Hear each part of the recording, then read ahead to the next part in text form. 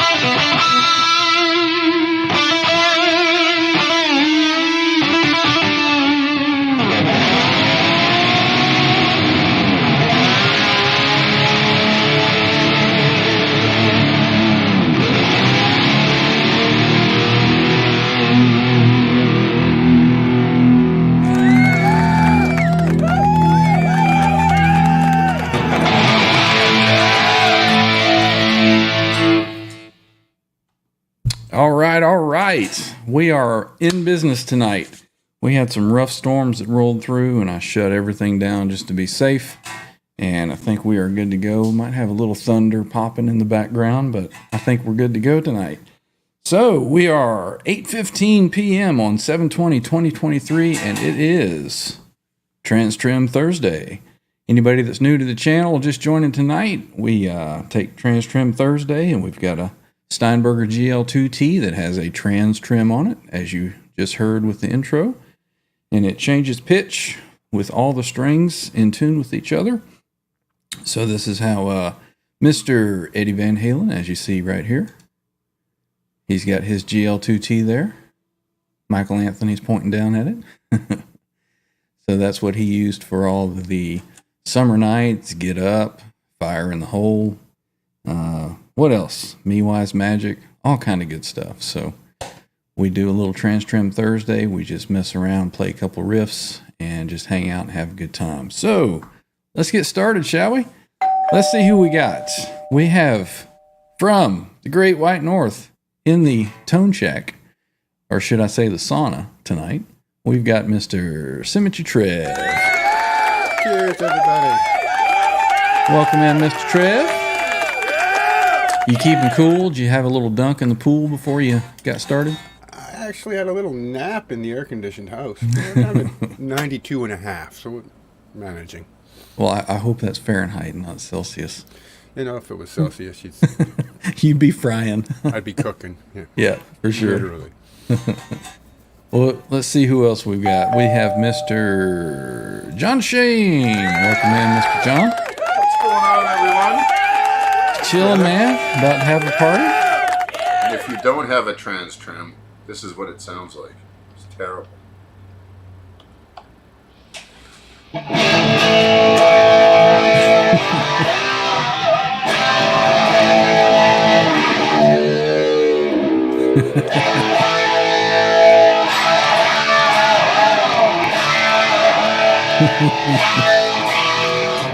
Hey, good effort, man. Good effort. Woo. So just get a TransTrem. Yeah, just get a TransTrem. Speaking of which, I've got a site pulled up that's got a few that are for sale, so we'll look at a couple of prices on some of the TransTrem equipped guitars here of recent. I've been noticing that a lot of the guitars have been kind of coming down a little bit in price. So I think the market is softening up a little bit. Have you been noticing that as well? Not up here. No, not at all. Well, it depends what you're looking at, right? Yeah, for sure. Yeah, so we'll take a look and we'll see the discounts that they've put on these super expensive guitars. Go ahead. Yeah, we'll get into it later. No, go ahead. No, I spec'd out a Tom Anderson guitar because I played one and it was just awesome. Every bit as good as the Sir I own. And price came back, it was $5,900 US. So Wow. what does that mean in Canadian? 10,000, A bunch. something stupid like that. A bunch? Yep. Like, no, I'll stick with the Sirs. Yeah, for sure. Well, yeah, before we get too much further, let's get to our channel members. We have channel membership on the channel now, so let's give a shout out to our current channel members. We have Symmetry, John Shane, Six Fingered Assault. You can take those top two off. They don't need to be there. It's all good. You're a channel member. Six Fingered Assault, Kurt, 5150. We've got Ferd Burfel, Stephen Franklin, Jimmy Ray Hawkins, Guitar Man 45, R2R3 Locking Nut, Music Therapy Laz, Brian Mooney, Nelson Rodriguez, Mr. Mick, and All Dave All Night. Nice. So big shout out to the newest channel members, and there is a join button down below the video. If anybody else would like to join, we'd be happy to have you. Happy to have you show support for the channel. Well, we're just happy everybody is here. Let's crack open the chat here and see who all we got. Scroll on up. 40 people hang out already. All right. First one I see in the chat tonight is Gitter 1952. We also have R2R3s hanging out. I think that he is still working. He's putting in a long day today, so don't know if he'll make it in tonight, but we'll see. We got Mr. Mick. We got Joe Hervey. We got Scott Brockway. Fruitcake Tony. Hey now, I don't feel tardy. Yeah, I was a little tardy, so. Everybody make sure you check out Fruitcake Tony's show. His link is down below in the description of the video today. What was the answer to yesterday's question? I don't even remember what the question was. What song did Gary take from the VH3 3 sessions. Oh, yeah. I don't remember. I thought we agreed it was Rise. No, I was a little preoccupied with something else, so I don't remember what the answer was. Let's see. We have Rob Blackmore official joining us. Welcome in. We got Kurt 5150. Welcome in, Kurt. Oh, you're my boy! We have Patrick Trites is here. Welcome in. Left Brendan for B. Squared is here. What up, my dudes? What'd you say, Trev? dead. Ed just said in the chat, it's Left for Dead. That was the answer. Left for Dead. There we go. Speaking of Ed, there he is. We have Mr. Dan Gorman. What is up, Mr. Dan? Good to see you. And, of course, we have Graphite and Cigars saying hey to everyone. Welcome in, man. We have, let's see, Stephen Franklin. Name in green. Let's go. For sure. Jimmy Ray Hawkins, also name in green. Hello, awesome people. Good to see you, man. We got Mitch Hammond here. We have, let's see, who else we got in here tonight? Let's see, scrolling. Guitar Man 45, name in green. Is this where you get your face melted? Absolutely. Absolutely. We can help with that. We've got Six Fingered Assault coming to us from about 6 hours in the future. Is it 5 or 6? Over down in Australia. 12? 13? Is it that many? Depends. I don't You're know. 3 hours ahead of us. I don't know. He's just in the future. Six Fingered also in green. Kurt 5150 is there, also in green. Appreciate you guys. Let's see, who else do we have? Let's see. My chat just kind of refreshed itself, so got Mitch Hammond. Welcome in. Got Stan Mucha. Welcome in. Let's see who else. Gussie Wells. Looks like a new name. Welcome in. It's your first time around. Welcome, Also- my friend. Also a new name here, Dan Cruz. Welcome in. Good to see you here. Let's see. Who else we got in here? Joe Hervey 84, Sky Prop. Let's see. Papa Blue is here. Welcome in. Charles 75 in. Dr. Fabric. He's going to be lurking. Good to have you, man. Charles. Also have Gunnerman 54. I always get Gunnerman 54 and Bo confused with their names. Not just me, unless I put my glasses on. Right? Welcome in, Gunnerman. Good to see you. Both good dudes. Absolutely. Tim Thomas is here saying hey now. Cheers. Welcome in, Tim. We've got Cheech joining us as well. Man, we have got a room full. Standing room only tonight. And there's Andy Carson, Right. our brother from the firehouse. Welcome in. Got a Timothy Lay there. Welcome in. And, of course, Mr. Quentin James saying good morning to everyone. Afternoon. I think he feels like it's morning because he took a nap. And he's probably just waking up. How's your back? Or your junk, I guess. Let's see. What is the scale of the TransTrem? Mr. Patrick Trites is asking. You know what? I really don't know. I honestly don't know. I know it's got a whole bunch of frets on it. It's At least two too many. what is it? A 24 fret? 1, 2, 3, 22, 23, 20, yeah, something like that. I know there's a lot of extra ones there. I think it's just a standard scale. 25 and a half. 25 and a half. There we go. Thanks, Quick on the fact Googles. checker. Mr. Trev. Appreciate that. Let's see. Gussie Wells. Did we get? Yeah, we got Gussie already. Welcome in. Cheers, Gussie. All right. So we're caught up in the chat. And what else is going on, man? We've had a busy week. You know, we went live Tuesday, went live last night, Oh, live again tonight. Good little run at it. Right on. Oh, Rob. look at here. Rob Blackmore official.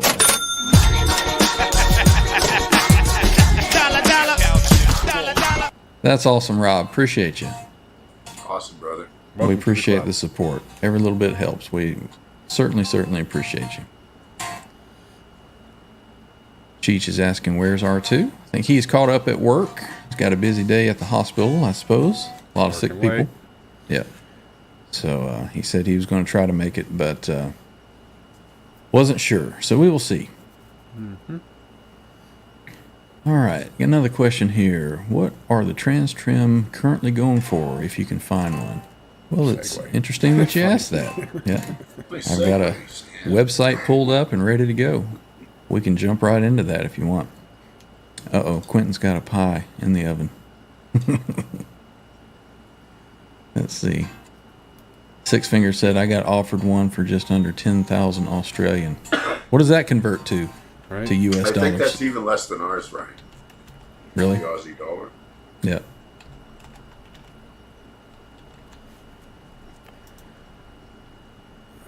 Trev with his quick Google fingers. Australian dollar, $1.48. So yeah, they are a little worse off than we are. Wow. So that'd be 10K times 1.48. 1.48. Yeah. So what does that work out to? About $32 American. Well, just take off a half, right? Or a third, I guess. About 6.5. Six Finger You really saying. want me to break out my No. Conversion. No. We're That's close about right. enough. 6.5K. 6.5. That's not bad actually, if Which it's is- in good shape and restored. But got somebody busting the door down here. Cool Breeze is just joining in. Welcome in. Good to see you. So yeah, let's get to this website. And this is Headless USA, as you see there. This is their reverb shop. Back when Don was still alive, I contacted him directly, and that's where I got this one, minus the faceplate, of course. I did buy an extra faceplate, and then had this painted up. So you can't just buy them like this. You gotta get your own faceplate and do that to it if you like. But I bought my GL2T from Headless, and they've got a couple listed here. Well, they don't have any GL2Ts. The GL2Ts are the most rare, so they're going to be the most expensive. But we've got a couple here. Let's look at the prices. We've got the first one here, the GM7TA, restored by Jeff Babbitts and painted by Nub Graphics for $8,000 American.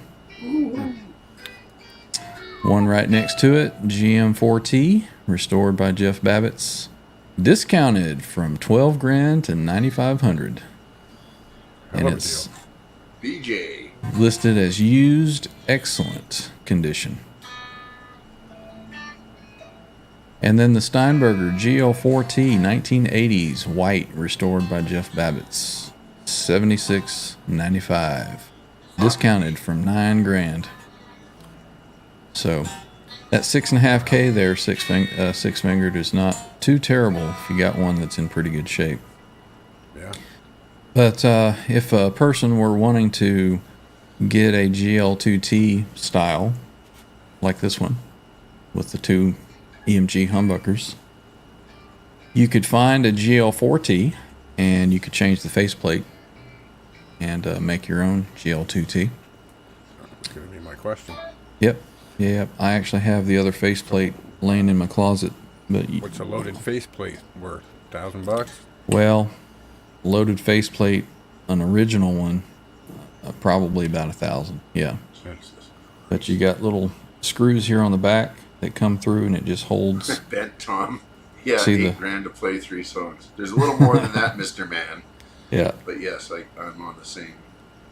But you see where the paint ends, that's the end of the faceplate, and so that whole section comes off. It carries the pickups with it and all the electronics. And what I had Jeff do on this one is I had him go ahead and put a quick connect in here, so that when I pull it loose, I just unplug the little quick connect. I can put the other faceplate on and just plug it right in, screw it down, and it's good to go. That's awesome. So Modular. yeah, so if I ever were to play out, well, I probably wouldn't be taking this with me, but I could change the faceplate and not look like a, Eddie fanatic like I am. So Boner Jam's in the that, house. Good to see you, Boner Jam. yeah, let's see who else we got new coming in, stumbling in. Let's see, Cool Breeze was the last one. Then we had Mr. Bonner Jams there. Blessings, peace, and crouton of Christ for all.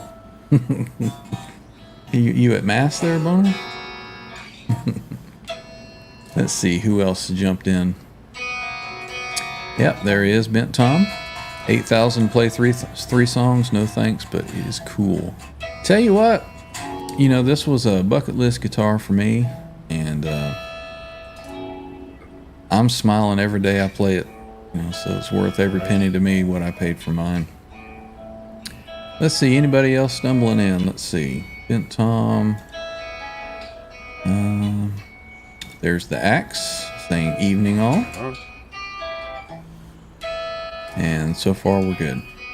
So these are the only 3 guitars that Headless USA has right now. Let me type in a search here for TransTrem and see if anything else comes up. Look at there, 0 listings. Oh, that's from, let me go up here. There we go. Ben saying that he paid less than $8,000 for a '69 Strat. Yeah, and it's an investment in it. It works. I'm not smart enough to actually use a TransTrem beyond playing what Eddie wrote with it, and maybe some of the other people. What You actually is start this? thinking about it. It's not that easy of a piece of Now kit this is new right here. excuse from- me guys while I buy this one. Well, this is new from 30 minutes ago when I was looking at this. I guarantee you this is some kind of scam. Right. You think so? There ain't no way. Let's take a look at it. It's not a TransTrem, is it? Oh, it is. Antoine Shop, Forest Hills, New York, United States. Let's see here. Listed an hour ago. It says, due to the imminence of my retirement, I'm parting with some of my equipment. Yeah, I would not believe that at all. If I thought that that was legit, I would be hitting buy now. There's no way. No On way. your page, Tommy boy. Yeah, there's no way that could be. I'd have to look at this shop and see.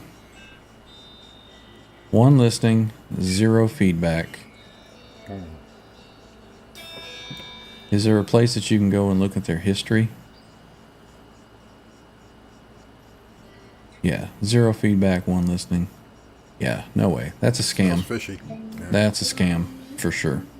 And these are the stock pictures that Jeff would take when he restores one, because you can tell by the Background. bench padding there. Yeah, no way.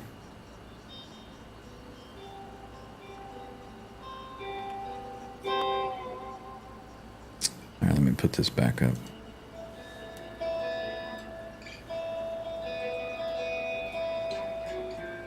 Okay, so here's a Klein Custom Electric 1991 Steinberger. So Klein Guitars was licensed to put the TransTrem on, so that one's legit. Then you got this one over here, GM5T 87 Newburgh, USA. TransTrem dropped down from $45.99 to $4,000. This Klein over here was $85 and now it's $75. You know, these are just, in my opinion, a super, super ugly guitar. Are those the squarey ones, or the ones that tear Yeah, up? let me get some of these pictures here. Yeah, it looks like, Yeah, the dude from that played with Bowie, what's his name? don't know. Killer guitar player. He's got a video up there. He's just killing the TransTrem. That's See. ugly as shit. To me, personally. There we go. Let's get that a little bigger. One of the first attempts at an ergonomic guitar.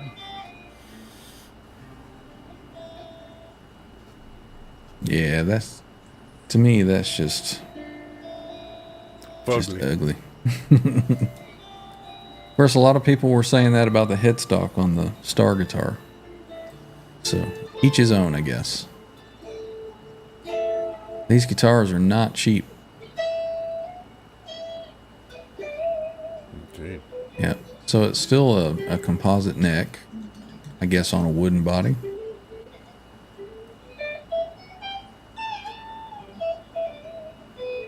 looking a little rough there.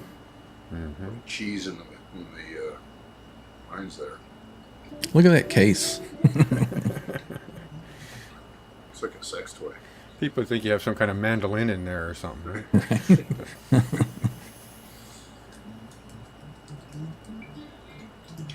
I guess that's the original receipt for it. Wow.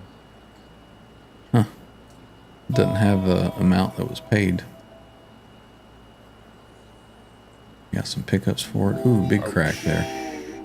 Yeah, look at that thing. Yeah, that's disgusting. Yeah, I just couldn't see. Hard time forking the money out for that. Yeah, just couldn't see owning that. All right, so let's see. Close that one.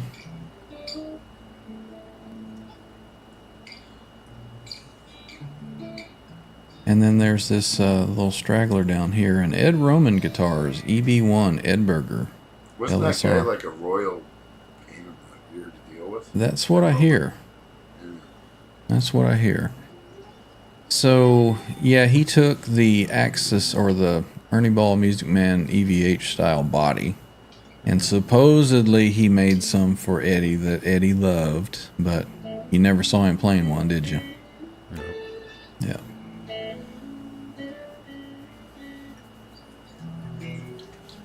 So I've heard not a whole lot about these, but that is a legitimate TransTrem that's on there. So, $4,200 for a wooden body and a composite neck. No, I'd throw that into a Sir or a Hags or something. Right. Let's see, are there more? Yep, much more.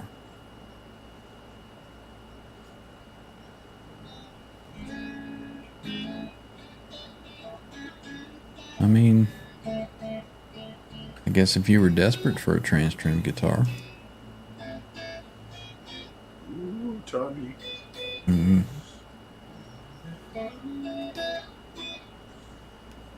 All right, then we've got the Steinberger GP2T TransTrem, used, very good condition.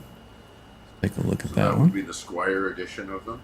No, this was the early. This was before the GL2T, but you look right here, it's from Thailand.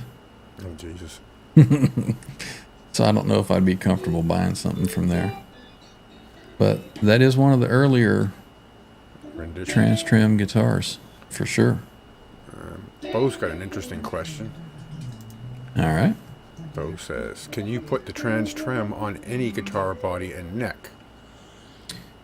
You could.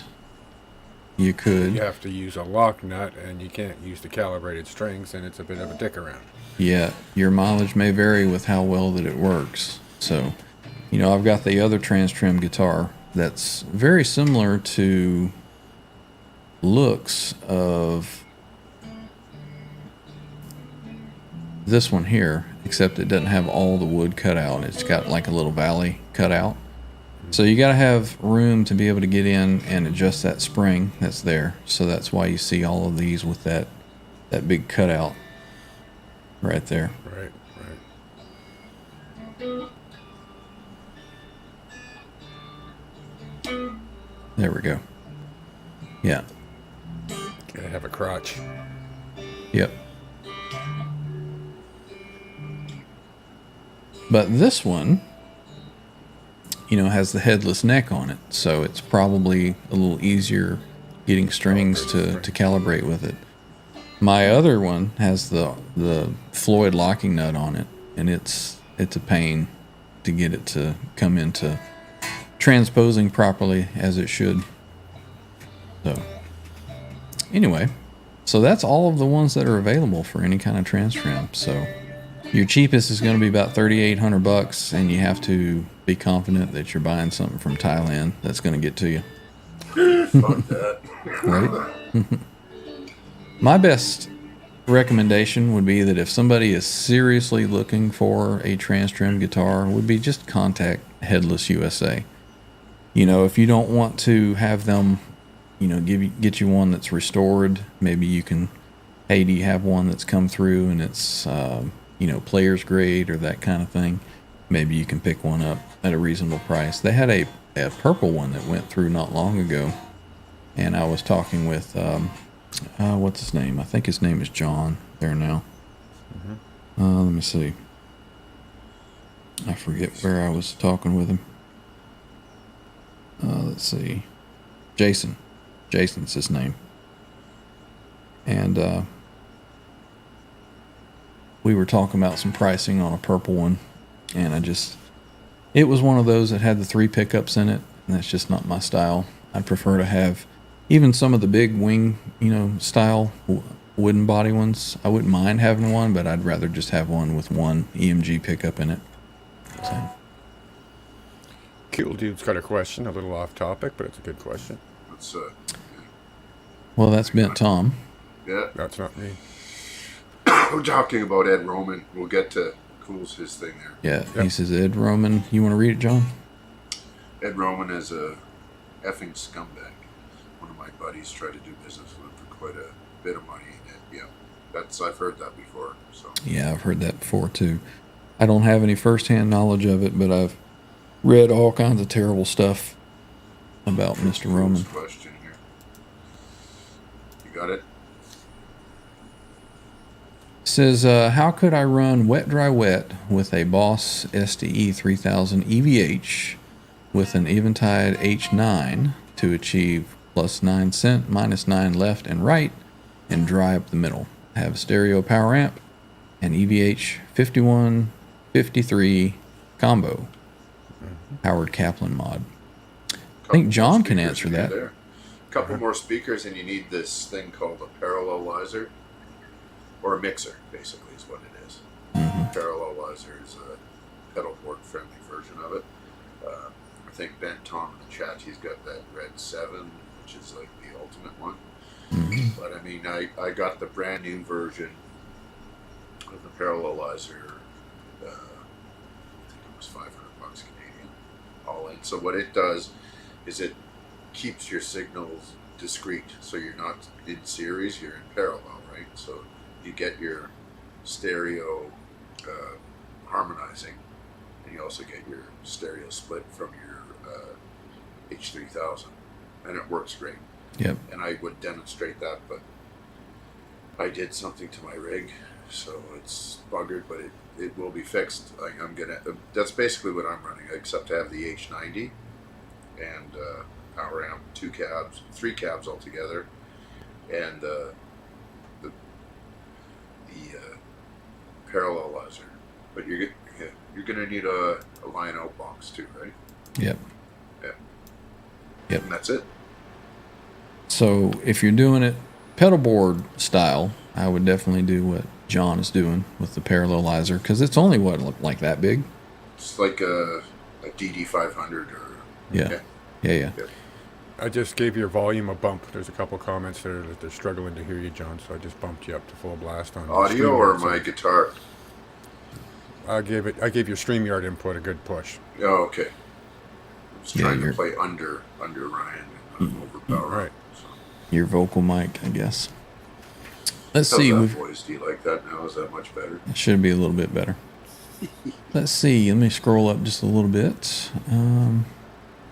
Kurt says that couch doesn't look like it's from Bangkok. Talking about John's couch? This couch. There's been a lot of cocks banged on this couch. What? Did I say that? Never mind. Kurt. Background tells pulled you your mic everything up. about It didn't get really deep like it should have. Are you even coming into that mic? How's that? Is that tap, better? tap, It, 1, it 2. didn't change in tone from where it was. Oh, is that right? I can. I'm at plus 52 dB, and I'm not spiking, so let me bump her up a bit. Is that any better, boys? It's not changing. Got to get to the yellow. There we I go. don't- Is that better? Your distance isn't making it change. And I don't know what he's done. I think you're coming in on the webcam. I've got a for sick Christ's sake. unit here, so fucking leave me alone, everybody. John's been struggling with his rig Everything. past week. That whiskey weekend, man, just messed everything Took the up. living was piss before right that. out of me, guys. You did. Well, you got some props there from Skyprop. He's loving your ambient music in the background. Excellent. Considering it's dry as a popcorn fart, because all of my my big nice ambient stuff is done. That's it. And Dry as a even bone. with the room mic. Cheech it.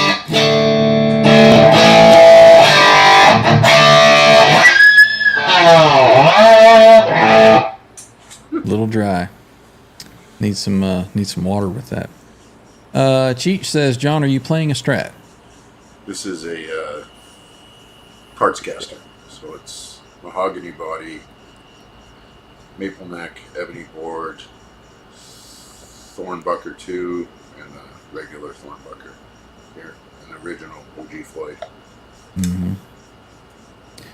Bent Tom says his buddy showed him all the picture he had finished guitars, but he would pull the pickups and hardware and put fake stuff in it. Talking about Roman again.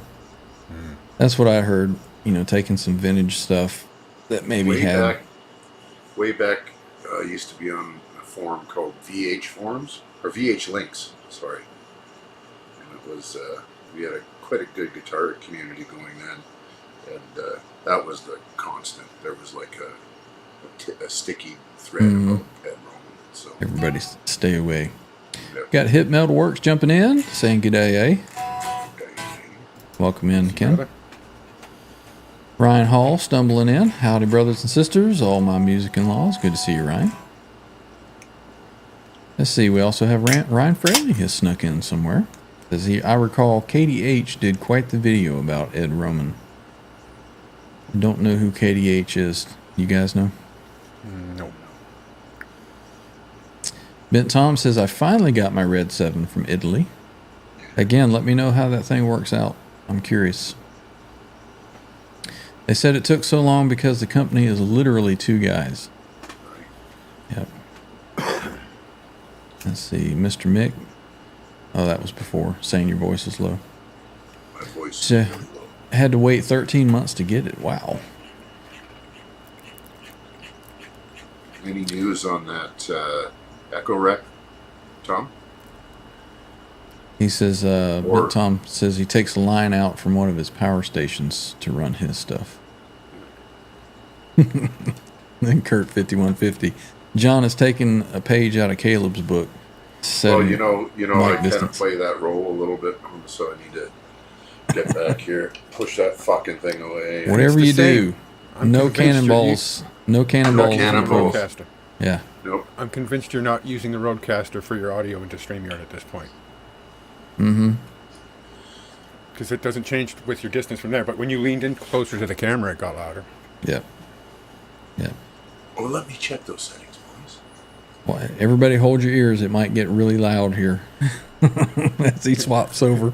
Headphones not recommended for the next. You know, 30 I seconds. wonder if that's been the you issue. fuckers are right. You guys are completely right. So hang on here. So that's been the issue this whole time. No, that's just my vocal mic, dude. Yeah, no. Before I said No, before I was like, it sounds like it's just something picking it up in the room. mic. Yeah. Big room. Oh, yeah. Holy Damn it, John. fuck! It might be just perfect. Yeah. Let me put my input down to something normal. Switch over. Let's see. Welcome in, Ryan.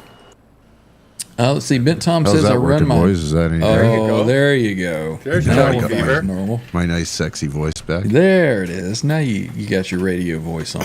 Welcome back, John. Sorry, boys. Now, did that Work fix together and we solve anything with your problems. guitar? I've completely ripped everything apart just to get a tri So you- signal in. You just But straight you- in. Yeah, I think We should be able to hear the guitar better now. I would think. Yeah.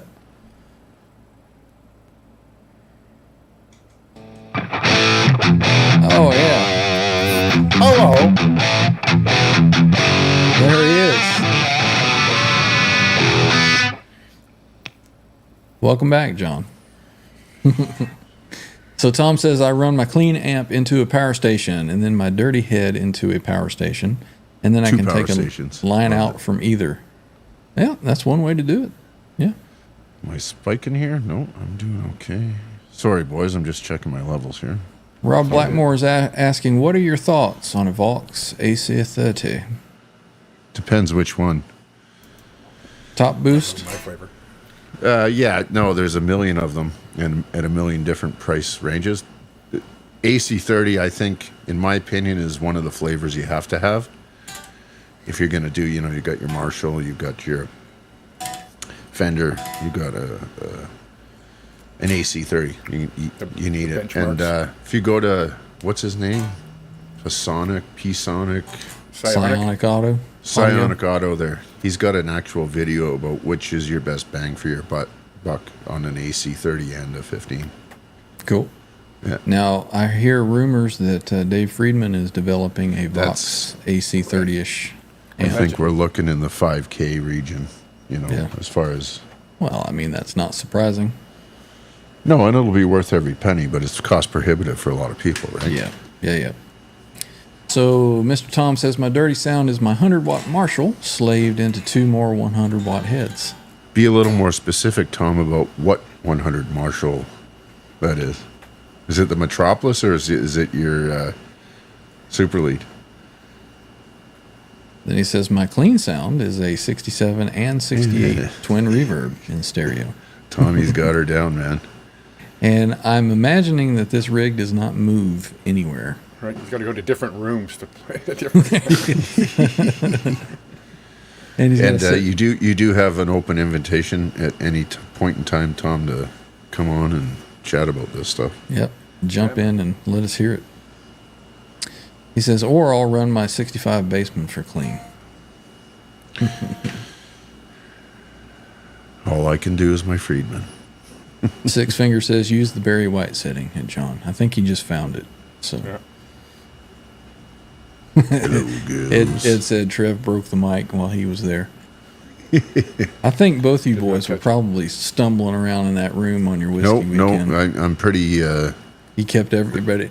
Yeah, this is out there's for fucking around. In here is That's your domain. I sat in that spot for maybe all of 5 minutes. yeah. And I stared him out, and that was it. Get the fuck out of here. I love So you, brother. Scott took our advice and he emailed Dave. I was brief. He said, I quote, maybe the JJ Jr. There you go. So that's kind of what we were thinking, right? Yeah. The JJ Jr. is nice. The clean on it is a bit Vox AC30-ish, right? And it's got the BE and the HBE built into it, and it's a rocking little amp. Oh, really weren't is. you going to do us a demo? I could be convinced to do that tonight, I guess. Scotty, you want to hear it? It literally is going to sound pretty much exactly like the other one. So You're right, Patrick. I did make Trev play outside. Actually, Trev didn't play. I played outside, and he walked way out in the back 40 with his video camera. But I think he did some playing. I did some Tom's waiting to get healthy before he hooks everything up. Yeah. Kurt 5150 says, I've been a VH Links member forever. What was your username, Kurt? Kurt. Dirt. You know, I think I'm probably still a member on there. Mine was Home Unit. Taking a page out of Zappa's book, huh? There you go. Isn't that what he named his daughter? Moon Unit? Moon That's right. Unit. Yeah. I actually got, some reason, that's what all the guys in the band called their wives and girlfriends were home units. Home Unit. That's how that kind of got going. Not to be confused with the road units. Tom says he was on VH Links as well. Remember Brett, the commander? Ed says that VH Links is still around. I've been a member there forever. Yeah. Nice. Quentin says, my rack is in progress because I ain't got no money. Didn't win the 100 million Powerball. Well, you got a good bass tone with that RP3-4 11.9 Mark II. Yep. He says, no new news on the Icarec. Evidently way back in the chat here because you asked that about 15 minutes ago. Bo Guitarman 45 is asking, which Red 7 did you get? I'll be right So I back, guess boys. we'll see that answer here in a minute. Tom says, I almost bought a 2290 yesterday because I'm so annoyed waiting for the Echo Rec. Let's see. He got the Red 7 MSLM multi-stereo line mixer. How many loops does that have on it, Tom? I'm curious. And how many different versions do they have? I only thought there was one. There we go. Everybody's saying that that's better. Next purchase might be one of those Amp at 88 head and cabinet switchers. Cool. Let's see what else is happening in the chat. Tom says he's going to wait till Friedman comes out with the AC30. Well, let us know. Says he's currently building one. Let's see. If it's a good easy 30, it'll be worth $5K.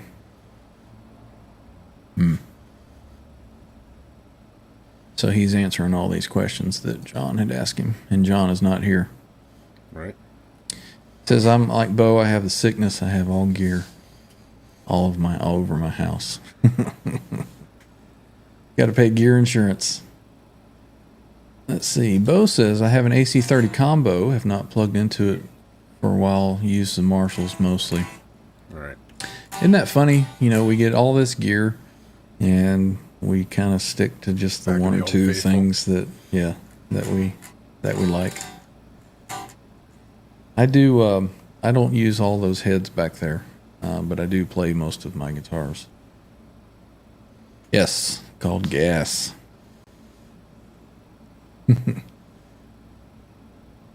Let's see. Quentin James is surprised that us cork-sniffing nerds let him in here with his RP36009390483794762XP MK2.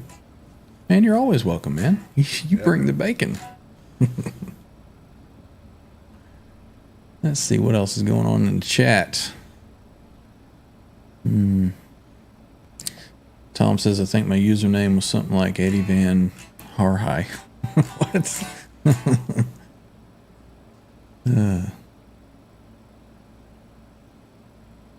You got requests here, Trev, for video from you and John's Whiskey Weekend? Anything other than that? I've already played. That quick clip? Yeah. There's another one of John just sitting there playing. I believe. Bo is saying the JJ Jr. is nice, definitely sticks out with my Marshalls. So you have one of the, well, what am I saying? Of course you have one of those, Bo.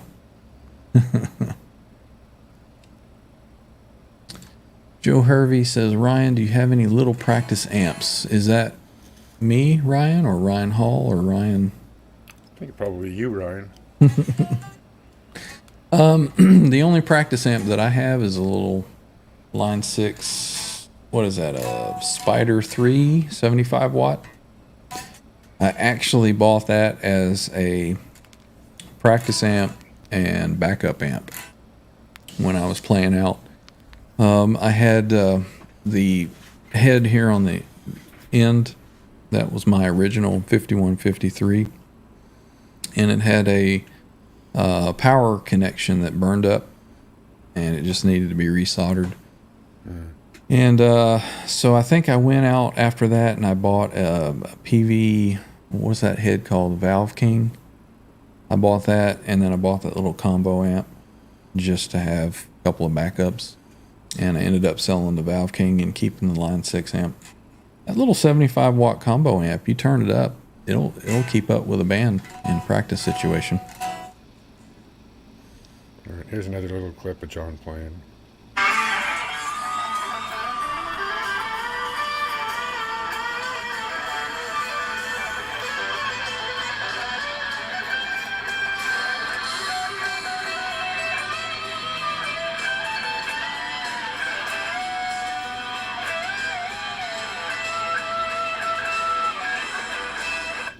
Did John have pants on? There was biking shorts. There was no pants. Pants off, dance off. Let's see. Tom says right now the MSLM is sitting on top of my Eventide H3000 doing nothing. I saw an H3000 for sale the other day. I don't know if I mentioned this in one of the streams yet. I went to a local shop and they had one. It was the one with the little red squiggly line on it. H3000, I want to say SE or something like that. And mind you, this thing is from the 80s. And it was, I think, $2,800 for that H3000. I was tempted, but I was like, I don't know. I think I'll just stick with the Eclipse. It's doing pretty well for me.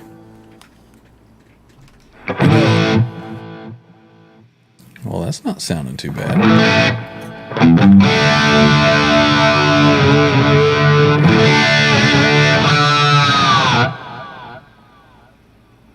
Really? Not bad.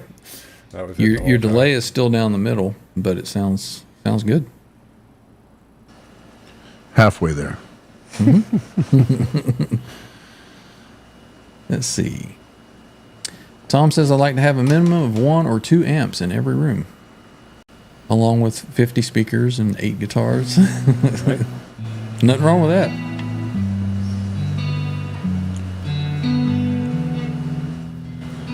Cheers, Dan. Yeah, now we got our ambience back on track. Ed says my username on VH Links was Ed Dubrell. Very original. You're the only one, right?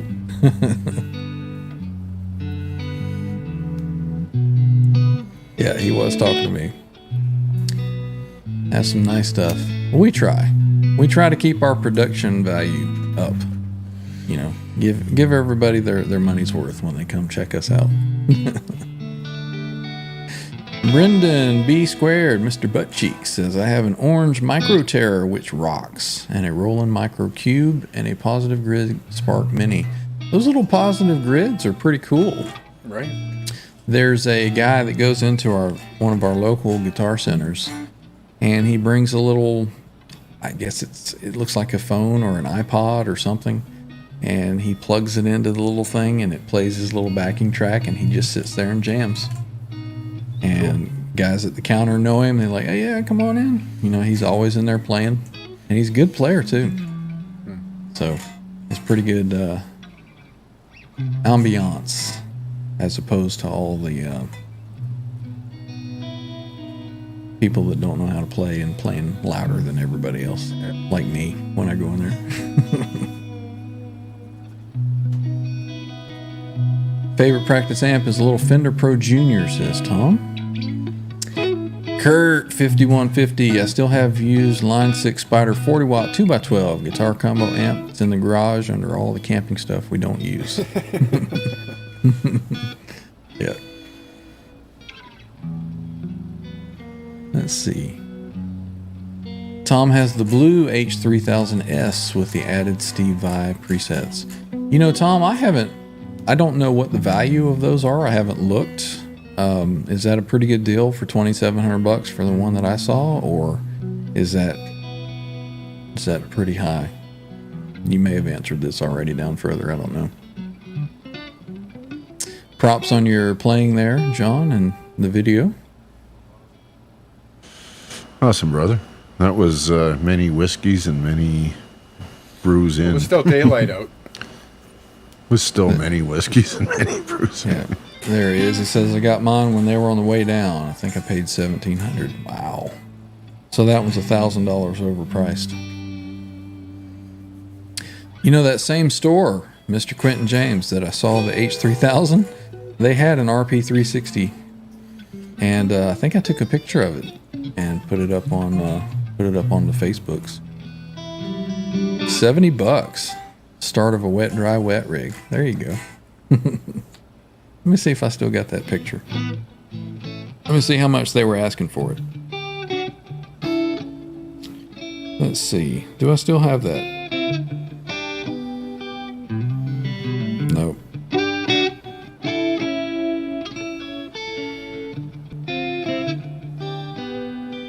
I guess I deleted it as quick as I took the picture.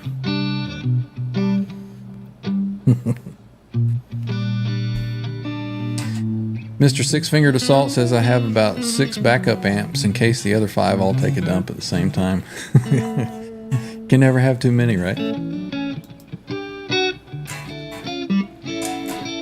Guitar Man 45 now has the itch to get the H3000. usually his itches get scratched pretty fast. Right. You know, I watched the video that Michael Nielsen did. He compared like the H9, the Eclipse, the H3000. He's got a video where he plays same kind of guitar riff through each one. And very honestly, to me, the Eclipse and the H3000 were the ones that I was like, that sounds most pleasing to my ear. And very honestly, I kind of preferred the Eclipse a little bit. Me too. Yeah. I watched the same one. Yeah. Yeah. So I think I'm happy with what I've got. Oh, you don't need to fuck around. Listen to that thing, man. Yeah. Give us a little tasty, boy. Little tasty taste. A little tasty.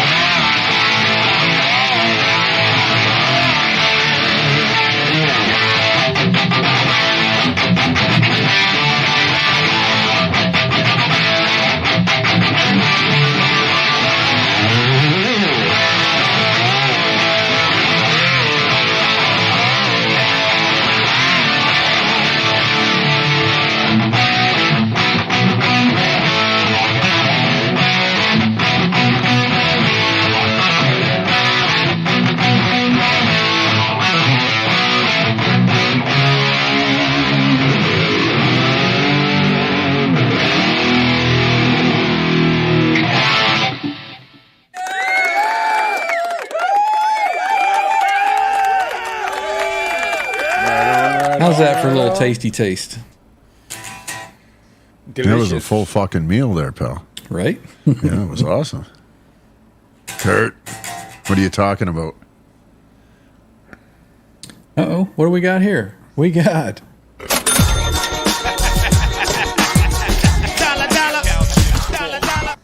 I keep thinking that's R2. It sounds just like him, right? It does. Dollar, dollar. Listen.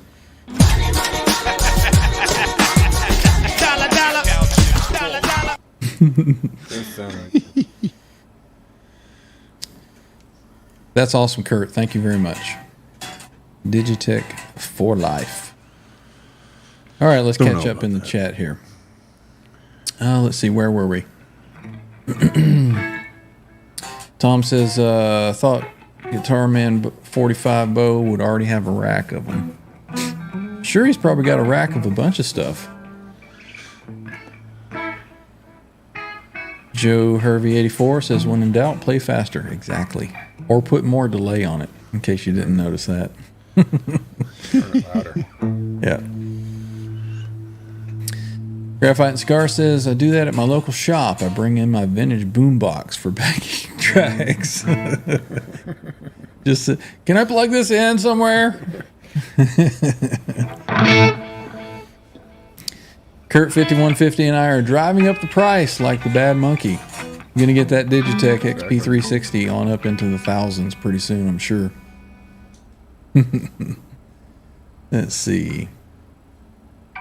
Joe Hervey 84 says, I have a little effects unit, not bad for what it is. Has amp sims, effects, and I can load IRs, Veloton GP100.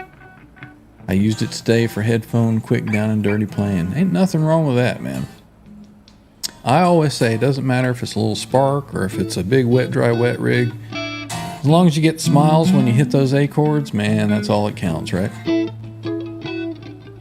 Let's see. Bent Tom says, I've had an Eclipse before and they are actually really close. I thought the same.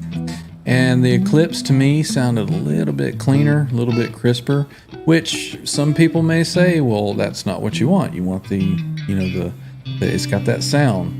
But I kind of preferred the Eclipse. Let's see. Tom says, I used to play an Axe FX 2 XL for a while, but I could never bond with it. Loving the paint job. Thank you, sir. Modelers blow. I hate to say it. They blow for guys like us who have had the experience of playing in bands with amps behind us moving air. The newer generation of kids seem to be able to get on with it great, and it sounds great, but if the you don't, inspiration killer. Yeah. Man. If you don't know what it sounds like to have that tube amp behind you and all those harmonics and all that just kind of floating around your notes, you just never will know. Let's see. Joining the club. Kurt. Oh yeah. Oh, damn it! The thing moved. Boner Jams became a YouTube member. All right. You rock, brother.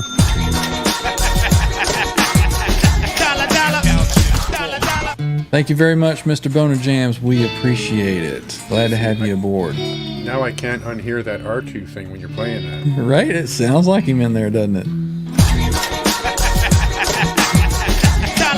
Got the same laugh and everything, right?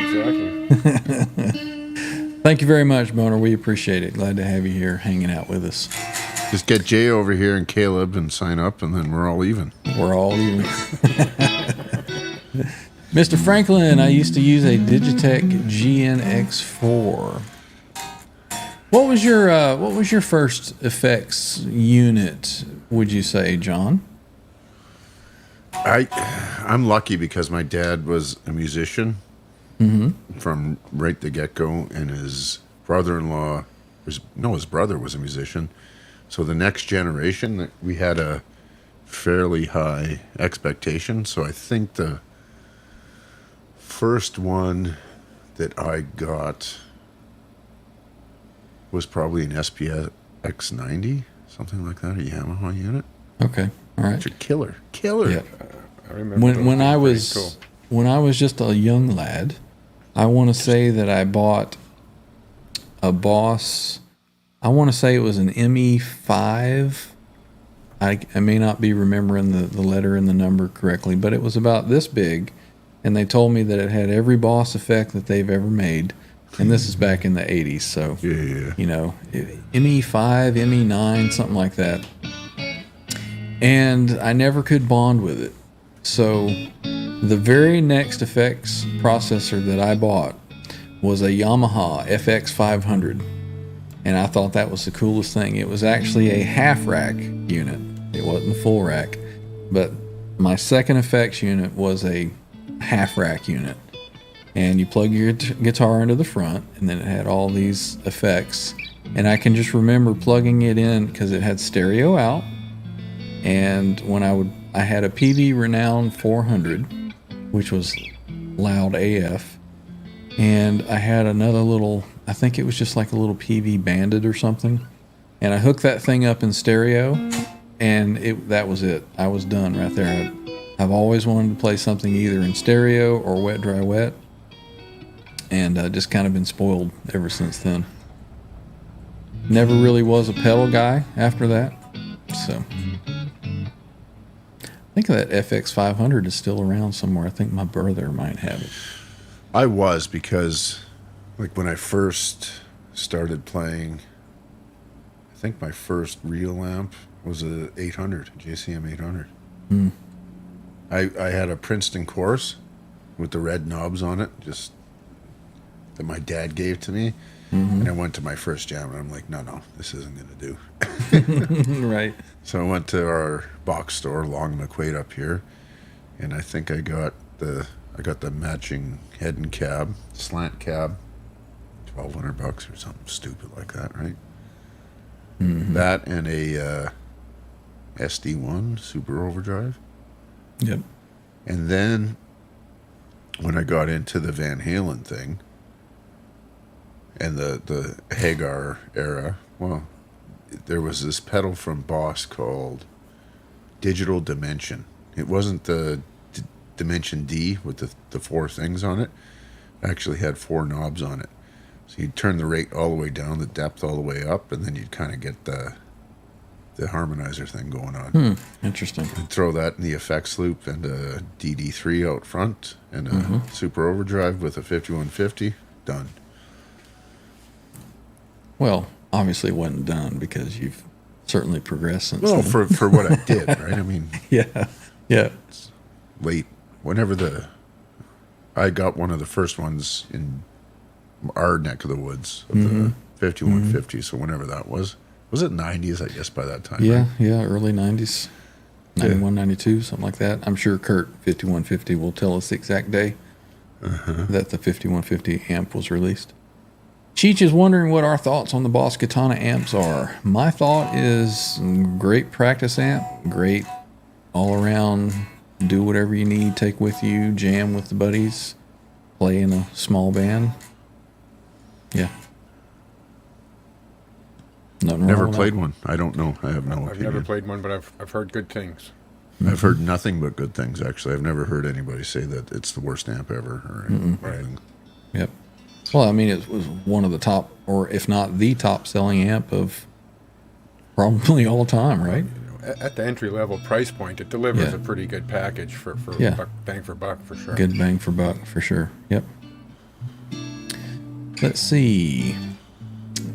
GC says, John, kids today can't afford real amps. Priorities, baby. Yep. But you know what? Priorities. That's bullshit, because They're look not at buying cars, so what the hell else are they No, spending their no. money Look on? at something like Axe FX 3. Those things are Those aren't cheap. $2,000-$3,000, Yeah.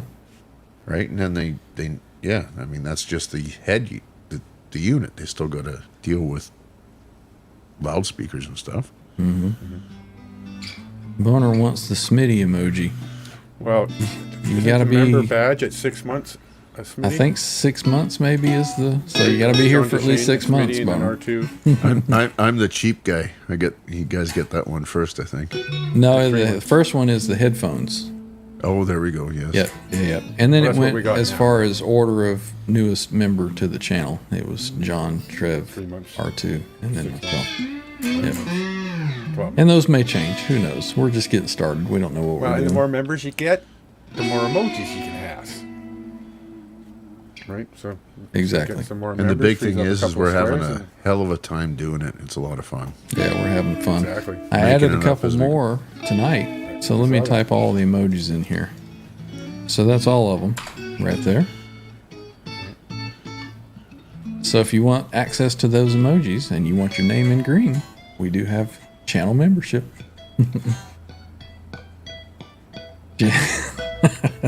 No, not yet, Kurt. I don't think ever. Is he referring to pickup?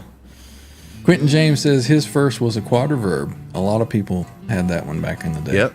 Quadriverb and the Elise's, there was the Quadra, and then there was another one. That's Yeah, the great one. units. That's the one that I remember. Let's see. Kurt says he's an office player and don't think his amps go past 3 on the volume. Really no need for a tube amp for me. Played through a few, but I have no need for it yet. Yeah, that's absolutely, dude. See, Kurt, you just haven't played through the right setup yet. Well, considering I'm in my bedroom, right? I mean, this isn't bad.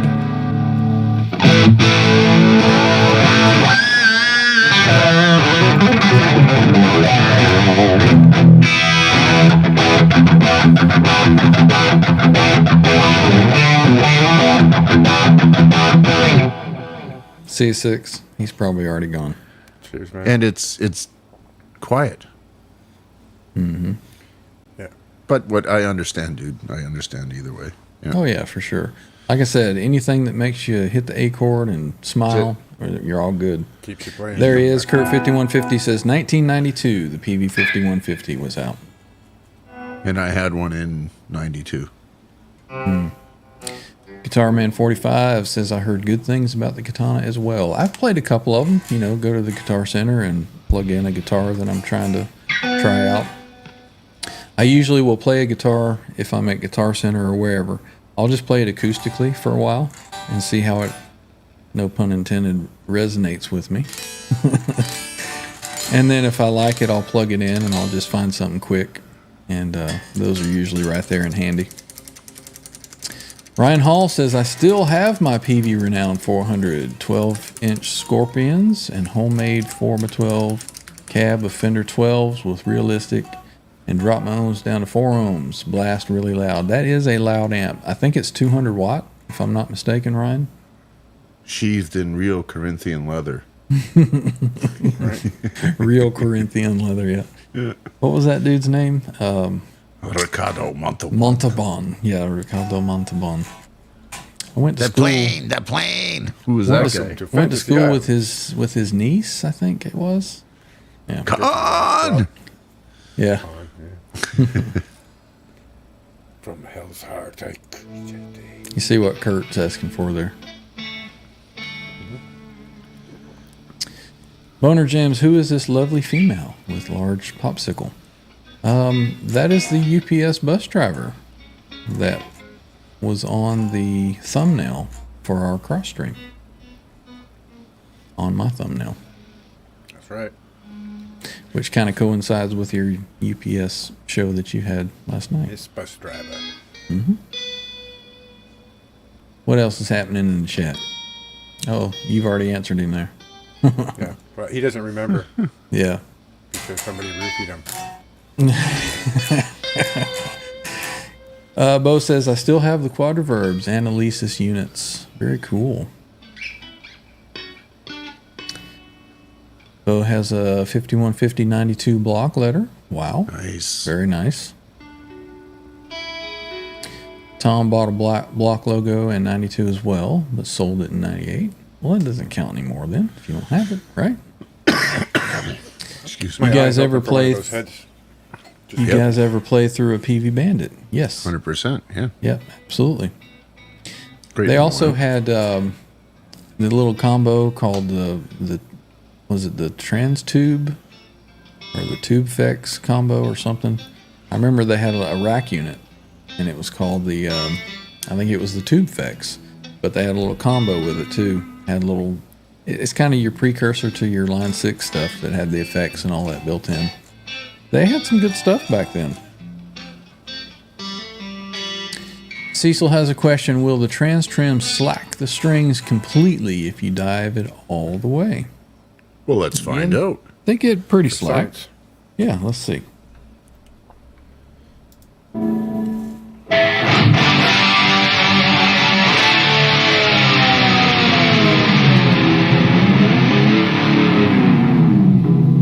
went to hold the edge of the guitar and there was no guitar there to hold. That's as slack as they get. So no, they do not get as slack as a Floyd would. And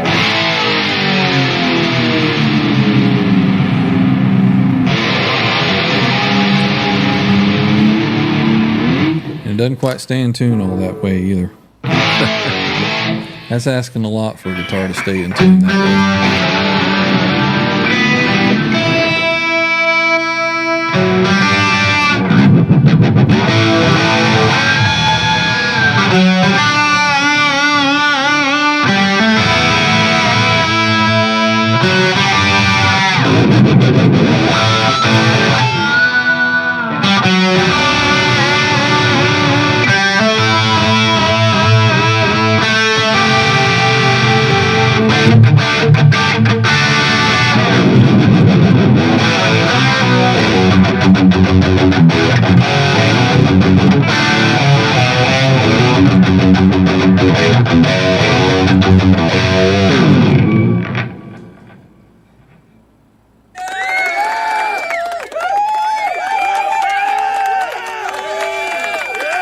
That slacks.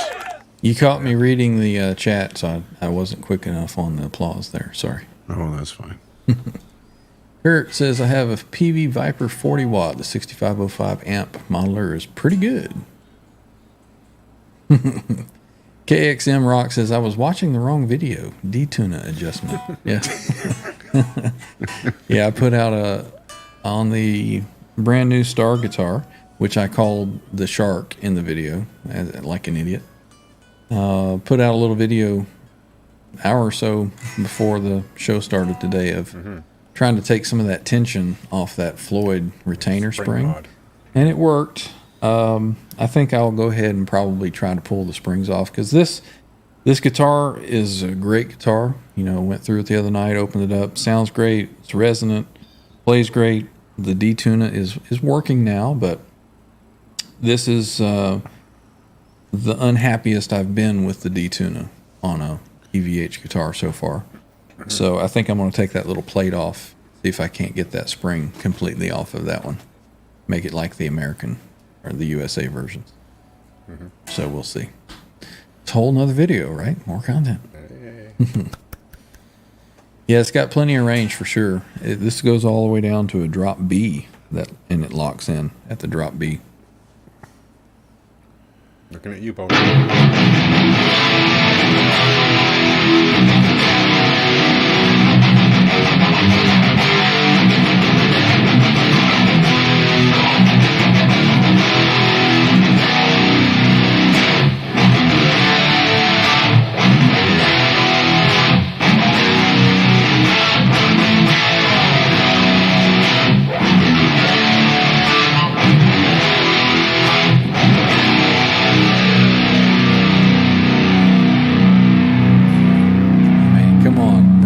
That's impressive. insane down that low with what, 10s on? Yeah, these are 10 to 46. Yep. Right. It's pretty special, man. Yep. And I've said it before, you know, the technology of this from the 80s, being able to do that, you know, it's just unreal. Boggles my mind. Let's see. Tom says he had a Marshall that got away, and if I ever see that Marshall for sale, I'm buying it back.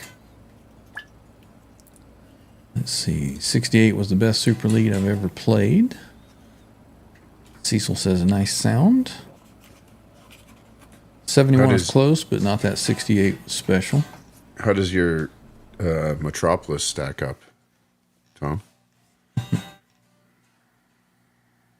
Somebody just turned the fans off. Got quiet. Trevor? Ryan Hall's got a good point.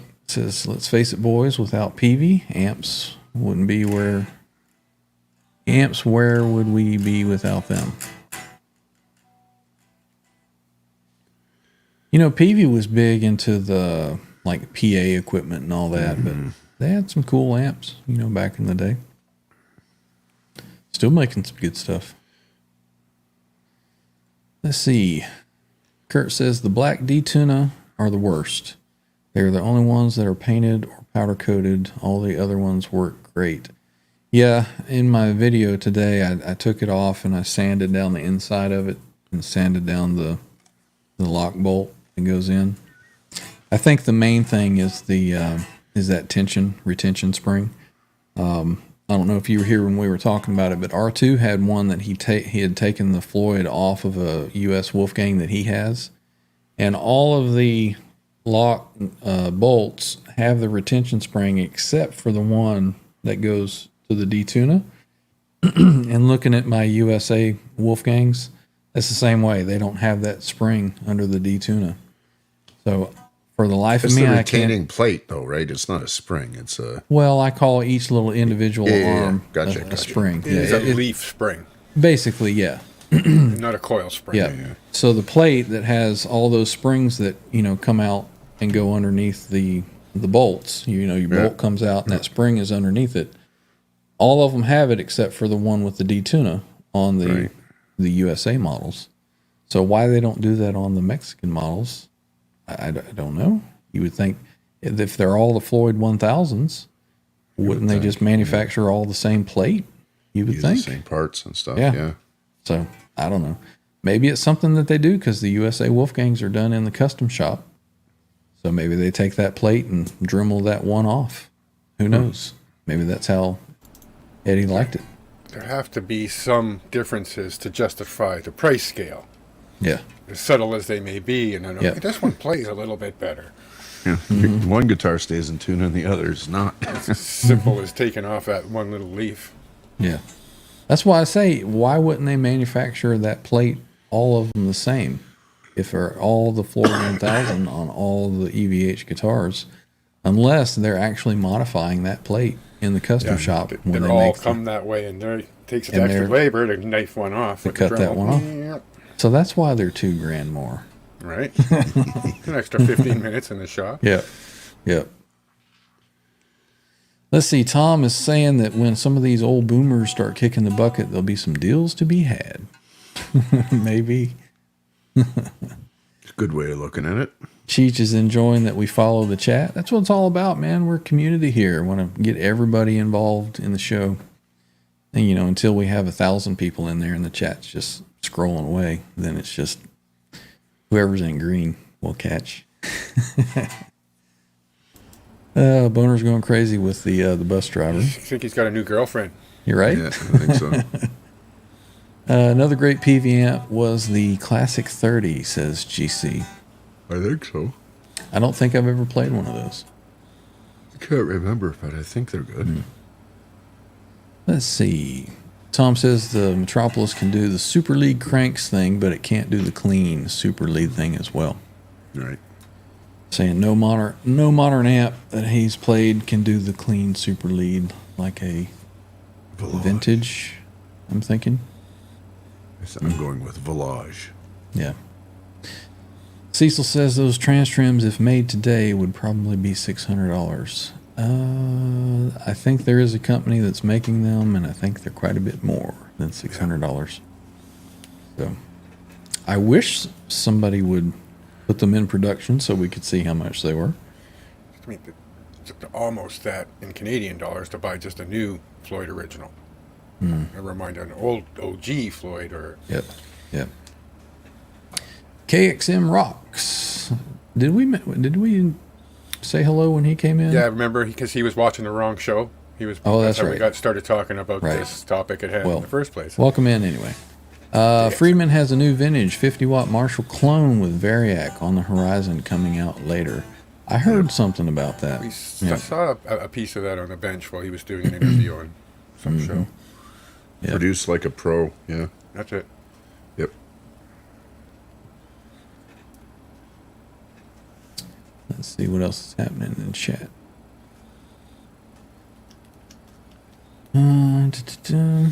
Cecil. Oh, you're still way up there. You'll get to it. Yeah. Good question, Cecil. Cecil says, have you ever had to replace the bearings in the TransTrem yet? It's funny you should say. There is a video in my channel. I think it's a 2-part or 3-part. Yeah, I may have done I may have done part 3 live. Yeah. Right. Oh no, what have I done? Right. The Yeah, title yeah. of the first one. So I have another guitar with a TransTrem on it. Let me just go grab it real quick. Sure, it fits in. Go grab a pop. I'll be right back. All right. Intermission.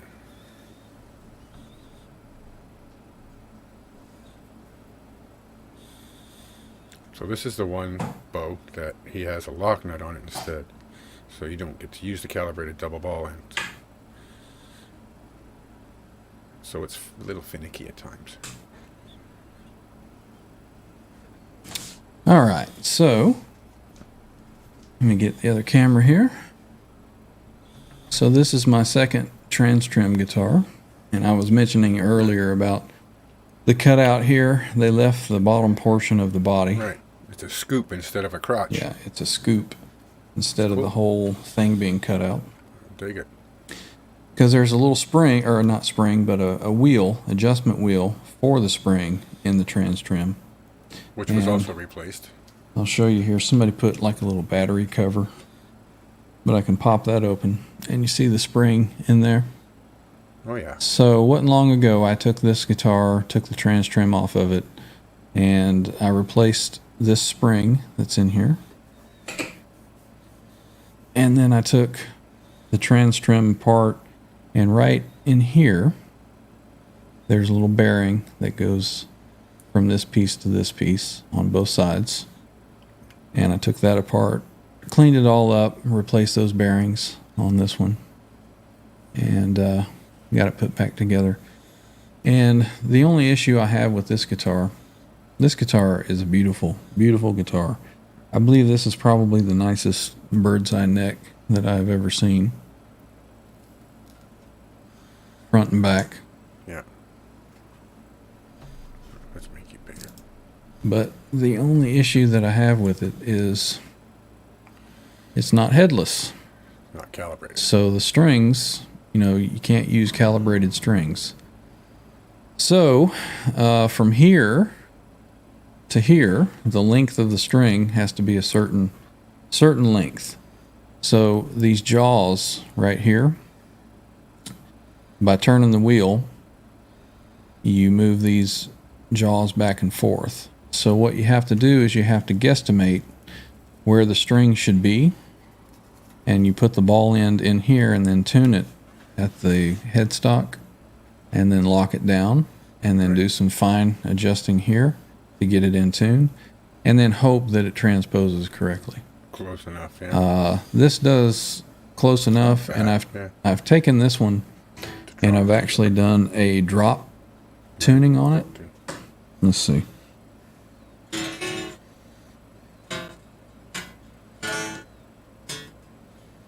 No, actually, I tried to tune it back up. Okay.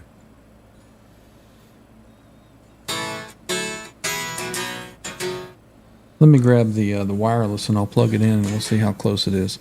I haven't picked this one up in quite some time. Been a few months. It's been a while.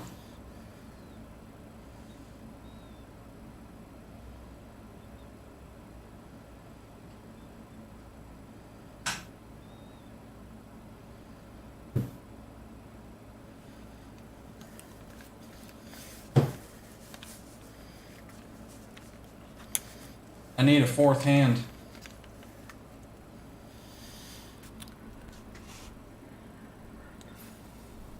There we go.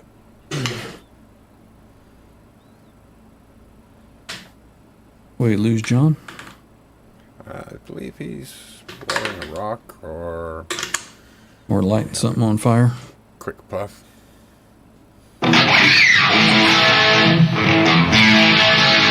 All right, let me tune this up just real quick.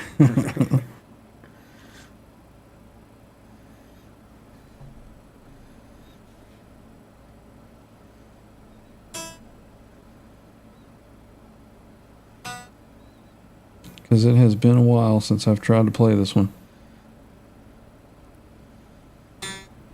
Welcome to the chat, Zach Thong. Good to see you here, my friend. Welcome in, Zach.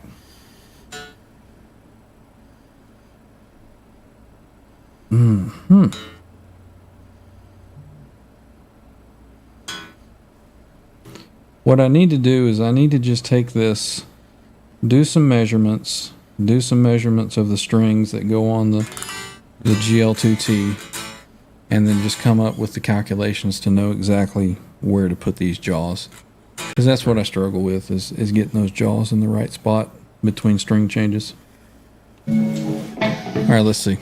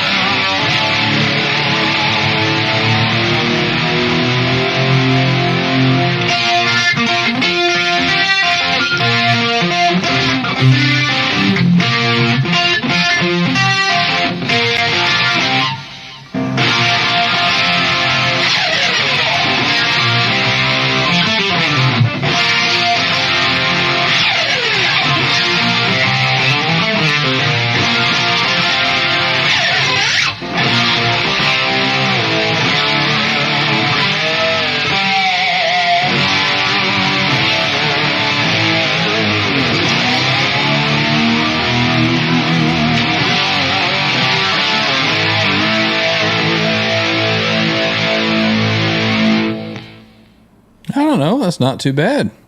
Sound like it was pretty close in tune, right? Sounds good. Yeah.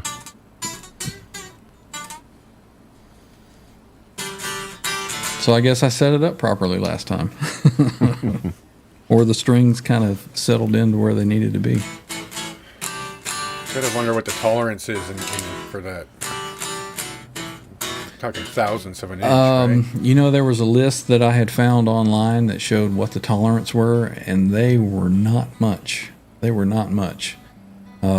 got to be pretty well dead on. Not only the length of the string, but the diameter of the string has to be within a certain tolerance.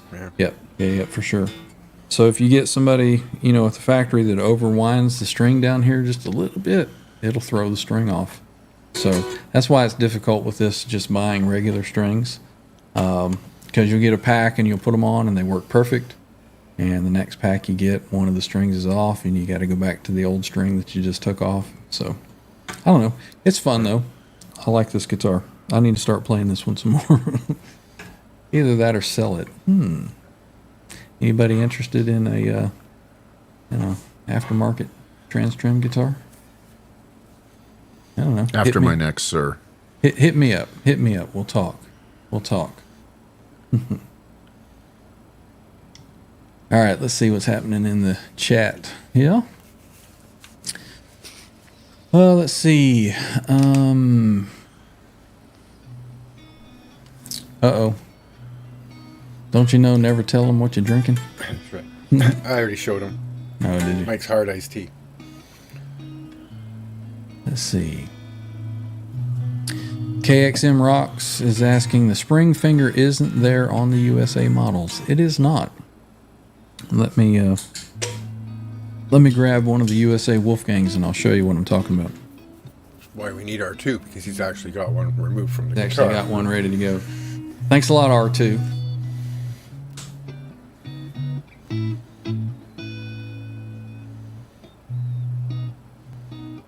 Turn it up a little, John.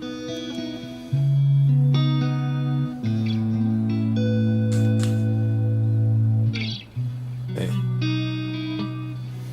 In all fairness, it's R2's employer that we need to begrudge, not Right. R2. Okay, so this is my USA Wolfgang signature. And this supposedly has the same Floyd 1000 on it. And you will notice, if I can get it to focus. There we go. See how each one of these has a little retainer underneath those nuts? But the D-Tuna does not. Damn it. There we go. Right. It does not have it. And this thing just slides in and out. Easy, Like easy. butter. Like butter. Yep. Every USA Wolfgang that I have is simple, easy like that.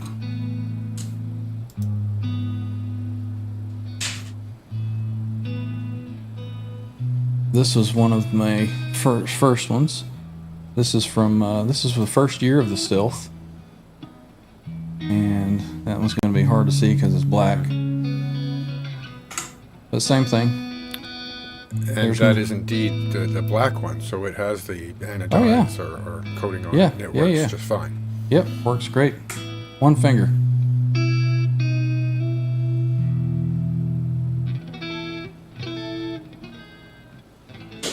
But then you get the made in Mexico ones, and they all have that. Finger, spring finger, Yep, yep. spring finger. I don't know why they would do that. Well, I think it's for the reason we've determined that they're cutting them off for the USAs, and the price point you get for that, you don't get that kind of attention. I guess so. But I mean, if that's all it takes to mod that back to being closer to USA spec, it's a pretty simple mod.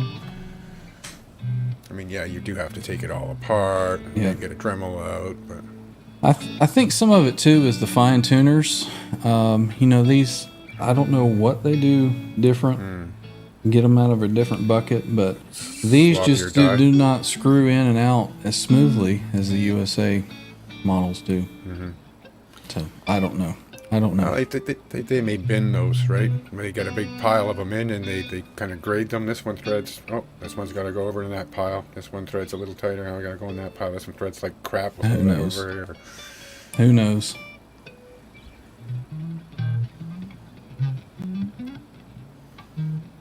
All right, what else is going on in the chat? We got the hitman in the house, Dwight Bailey. Oh yeah, where is he? He's closer down here.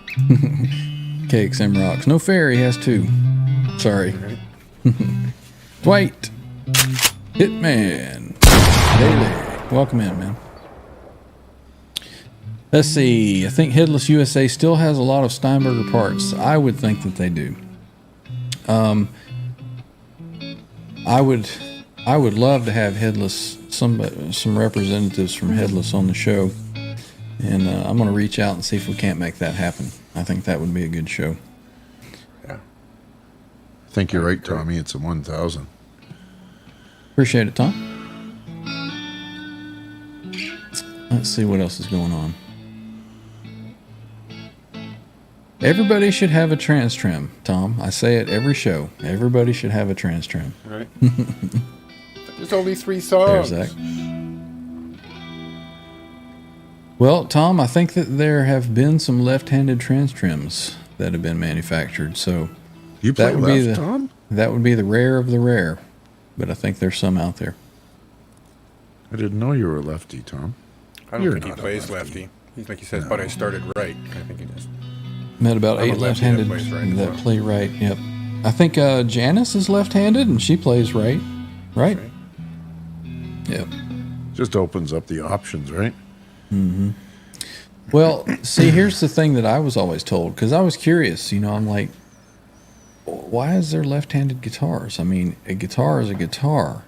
I always thought of it the same. I was like, well, there's no left-handed piano, Right? you know? There's no left-handed can openers. There's Saxophone. no left-handed piano, no left-handed saxophone. But drums. The guitar- Drummers have always kind of. Well, done they their can thing, shift that right? around because it's a different, Yeah. and I guess it's the same. You're but building the Lego anyway, so you can Lego it however you want. I was always told that a guitar is supposed to be, you know, what it is. It's not left or right, but who knows, You've just smashed political correctness right out of the water, right? right? Got to You know, have somebody we're, after you now. we're hitting the hard topics on this show, Yeah, man. we're gonna get boycotted we, now. We say it like it is, you know. Kazansky's So- gonna come and fucking light you up. That's all right. Hey, Fuck you. I wonder if the pickup that I bought from him was a left-handed pickup. Fucking rights it is. Damn. Now I got to flip the pickup or no. Reverse polarity. Cecil says very smooth with bearings and rollers, I would imagine. Kahlers use bearings and rollers, and they are so smooth. It is pretty smooth. And you did report noticeable improvement after the rebuild. Yeah. Yes, I did. That was the one you did, wasn't it? Was your Yeah. second? Was the second one I showed you. Yeah. Yeah. I was Yep. watching those videos and shit my pants all the way through. It's like, fuck, how is he gonna make this thing go back Yeah, together? I think I even Went a said in lot the sooner video than I thought. I was waiting for something to fly across the room, you know, come busting out. But The only issue was the making sure them washers were in the right spots. yeah, I almost missed that. The Kahlers, Cecil, are much softer, or at least the Kahlers that I've used. This one's got a little more heft to it as far as moving up and down. Yep. Let's see what else is happening in here.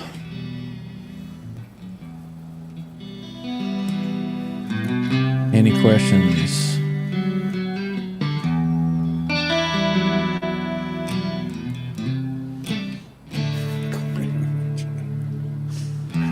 We'll let John just kind of keep us all subdued here.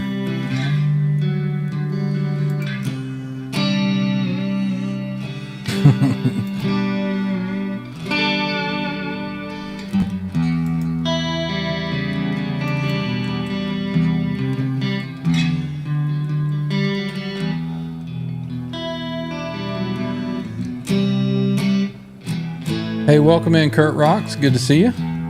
Cheers, man.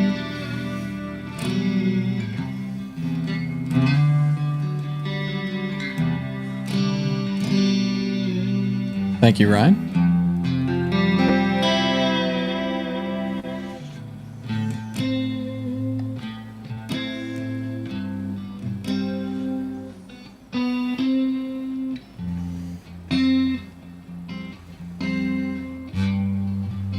Kurt has a question here. We'll let John continue to serenade us in the background. The D-tuna is dead accurate once you get it set. You tune the guitar. Let me grab one here.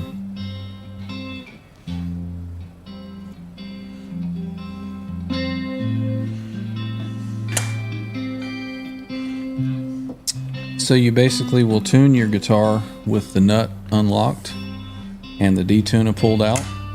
So you tune it to standard and then you tune it to drop D.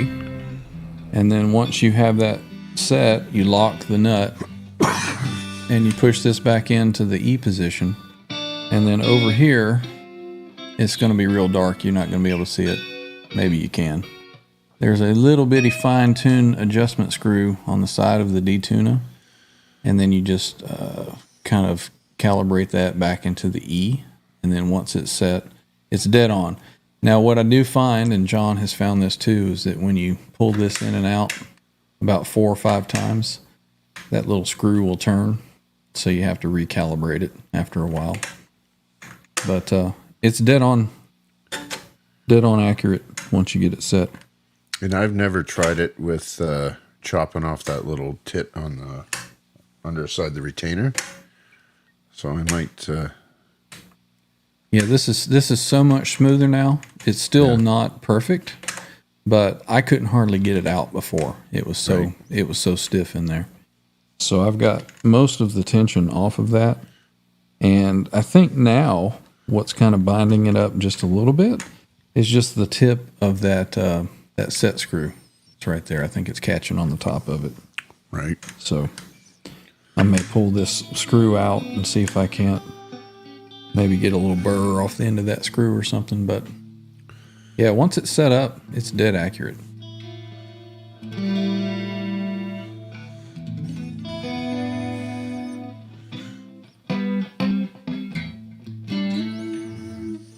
That's kind of the plan, KXM, is to cut that little finger off of there.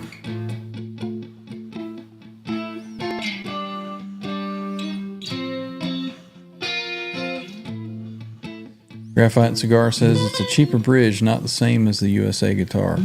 Not according to Fender. They say that it is the same Floyd 1000 that's on the USA guitars. Which I was kind of disappointed about, but Fender themselves say it's the same one.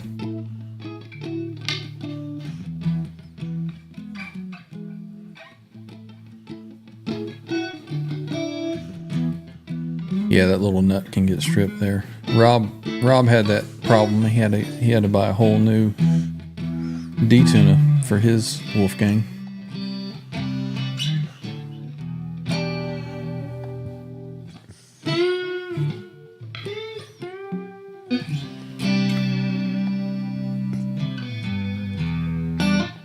Let's see, any other questions in the chat? Putting myself to sleep with this ambient bullshit. Right? That's what Tom was saying. It's so smooth and relaxing. Graphite and Cigars was wondering why his house was so dark, and he realized he had his sunglasses on. That's awesome. Future must be bright. What was that song? Future so bright I need to wear shades. Hey, look at there. 7/8. It's a J, a 7/8. Welcome in. You know, a fake Italian accent is about the only accent you can do without offending anybody these days, right? Because it's like Mario and Luigi, so Yeah. totally acceptable. You know, if you do a fake, Asian accent, somebody's going to get upset. You probably get away with the Swedish Chef, but Yeah. no one's going to know what you're saying. Welcome in, Jay. Good to see you.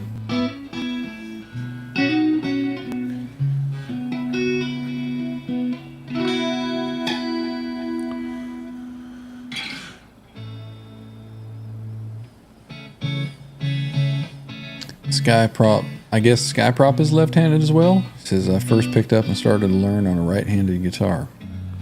Same. I think it was advantageous for me being more articulate with my left hand on the frets than I would have been with my right hand on the frets. Dakota Barrett's in the house. Welcome in, Dakota. Good to see you. Yes, man. It's a J, a 7/8. It says USA Wolfgangs have the same cheaper Korean EVH branded Floyds.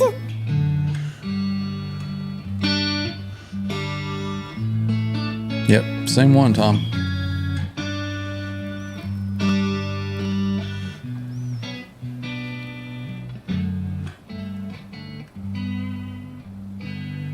Dakota says he just got done recording drums, bass, and guitars for my band's 2 songs. Stay tuned. Cool.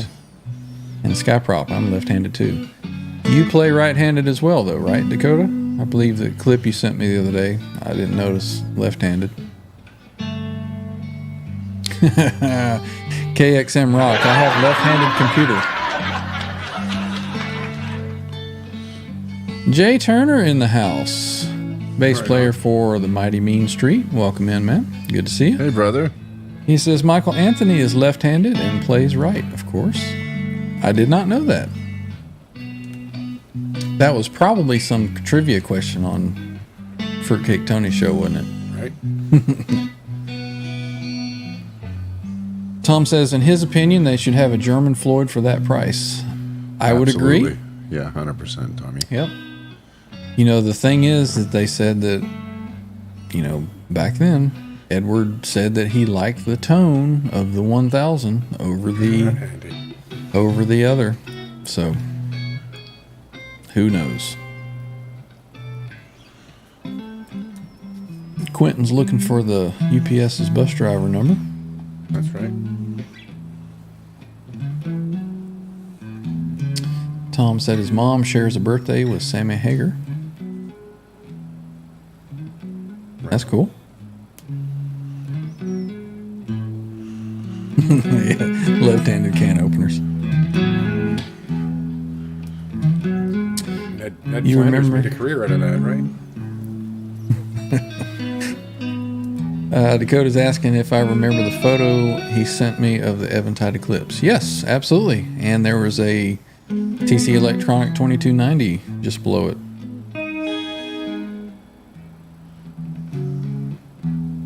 Quentin is requesting a rig rundown from Bent Tom. Show us the goods. Quentin says he also has a Floyd 1500 on his Schecter. That just adds to the tone of the It just hits that Mark Digitech II. 360 XP that much harder. The Floyd Pro is German, says KXM Rocks, but cannot put a D-tuna on it.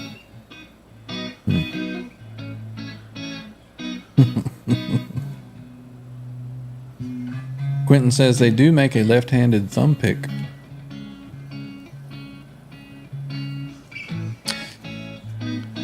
Jay Turner says Eric Gales plays a right-handed guitar upside down left-handed. Didn't another famous guitar player do that? Back in the 60s, right? Yeah. Yeah. Have you seen this thing where they call it inverted tuning? Where you take like a left-handed guitar and you flip it over and you tune it. I don't know what you do, but basically your top string on the very top is the small 9. So you put the small strings up top and go down to the fat ones, and you tune it the same. Or is it backwards? I don't remember.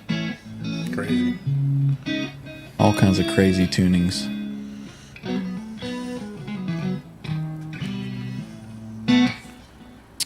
Scott Brockway says the 1000 is a lot brighter than an original. So maybe that's why he liked it. I keep saying, to this day, I think that he had hearing loss. Oh, in his yeah, later at the years. end? Yep. Yeah. So he was needing a little more high end to be able to hear that come through. Because, even the concerts that I went to, 2007, 2012, it was very, very ice picky. Very, very shrill on his tone. Yep.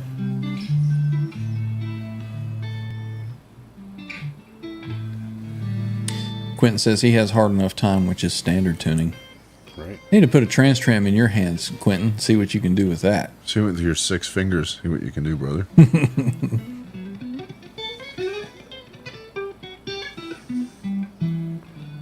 Guitarman 45 says I have 2 TC Electronic G-Force units. It's a good unit.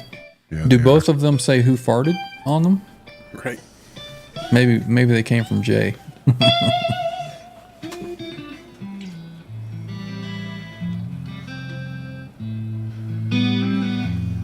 Speaking of Jay, he says that his Ernie Ball Music Man JP16s have the crappy Pro 1000 on them. It's hard to find the German-made stuff now, and they're expensive when you do find them. Right. $600 for this shit. Canadian. Yep. Ryan Hall's asking, does the D-tuna just drops the E string only? That's correct. That's correct. I think, wasn't Ed working on something called Drop to Hell, where it was each string he could drop them down, or was it the first, 3? I don't remember Never what that heard was. of that. No. Yeah, there's, on 3.5 Men, he played that striped guitar, and on it, he had a mechanism that he called Drop to Hell. And I think that it was multiple strings 3D tuners with a clamp, or something like that. Yeah. And I think it would drop the tuning of the top 3 strings, if I remember correctly. kind of do the baritone bottom and the Yeah, something like guitar that. top, maybe. And who knows? That may be something that they're still working on with EVH and Wolfie's help getting that out. Yeah, Bent Tom knows what I'm talking about. The drop to hell. Quentin says, somebody let Jay know that he can always send them back. Dope.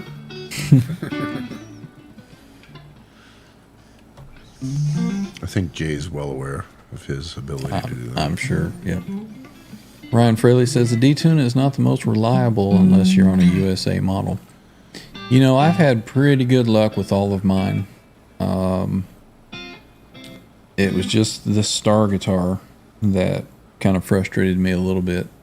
But most of Being the... 2 days old, you sorted it out, though. Oh, yeah. Yeah, I can live with it the way that it is now. I'd like it to be a little bit smoother, but honestly, I've got, what?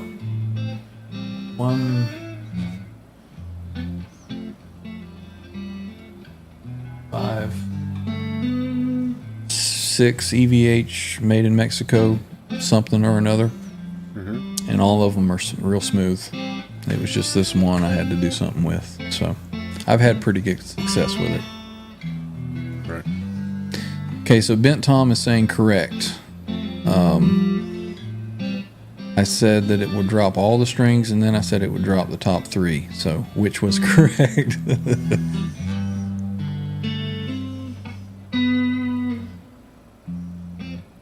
Rob says his D-Tune is great on his Wolfgang Special, now a non-issue.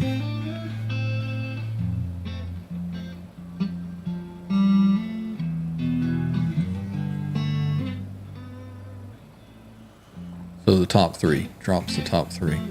Yep. And then he says, I think.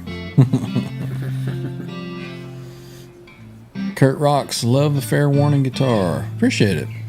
Yeah, that's my Now, favorite too. that one does have a German Floyd on it.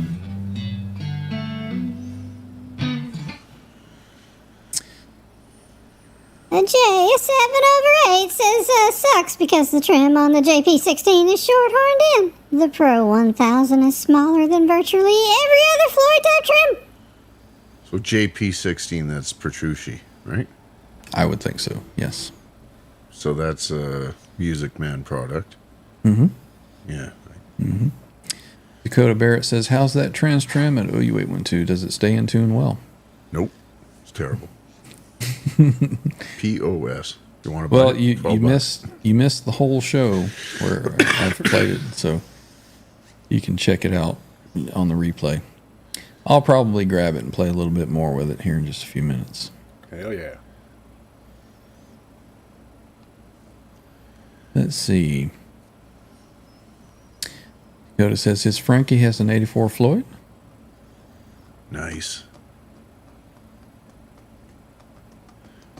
I was specking out a Tom Anderson, like I was saying earlier, and they have this option which is called Baby Floyd. So it's Floyd rose that locks into here, no fine tuners, no locking nut. So it's just a bridge with the stick the string in, straight up into locking tuners. With a regular string? Yes, yeah. So you cut the ball, right? Yeah. Cut the ball and then straight up, but no fine tuners and nothing locking up top. So it's just another version of like a Vega trim or something. Or the one that I have on my Sir there with the Wilkinson. Oh, yeah. You're basically locking the. It was interesting. Too damn much money though. Let's see. Quentin says he's going to unfriend you now. Again? What Again. for now this time? Just tell him that you're going to buy some bacon. He'll be good. I make stuff that makes his bacon, so he's got to love me for that. Ryan says, I wish Gibson would bring back the GL2T. It would blow people's minds to hear a non-wood guitar with phenomenal tone. I agree. I would love to see him bring it back.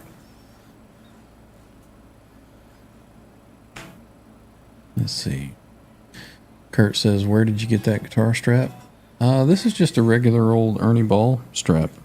What I have on here is a pin that I bought at the 1995 Balance tour. I bought it at the show.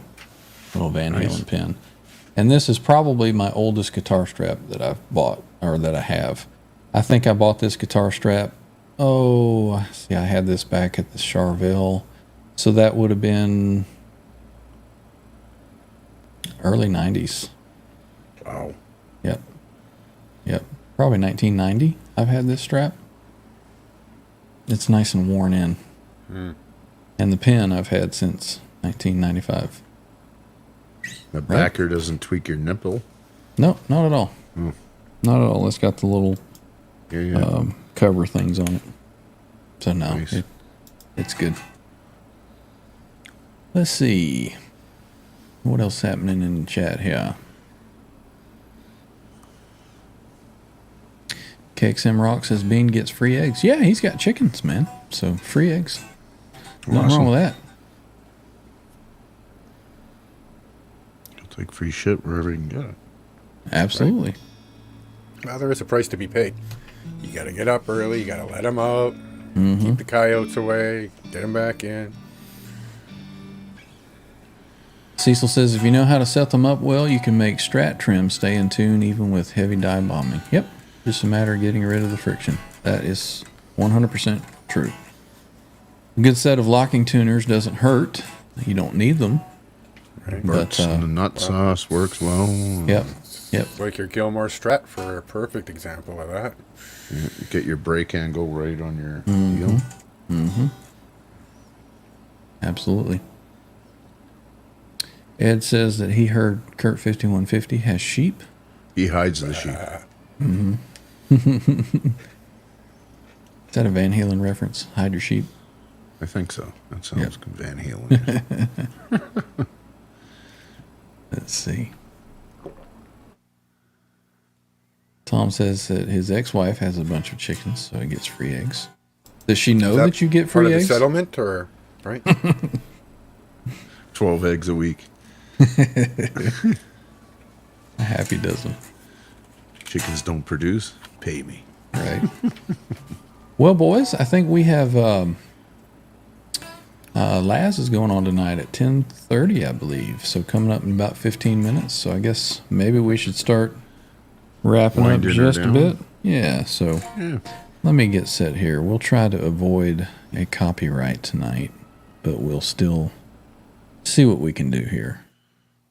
At least get the first little bit in here. All right, let's go.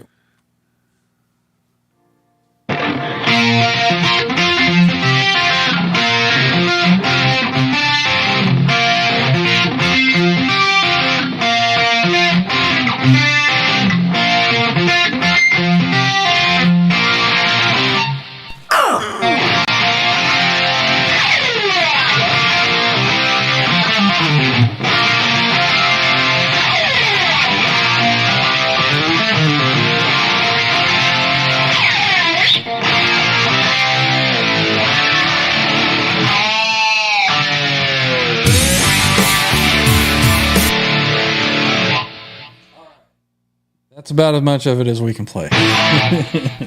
Try not to get a copyright hit on that. So we appreciate everybody coming out tonight. Let me get over here to there, and we'll get a little original background something going here. We'll get this one going. Thanks for being patient with the later start.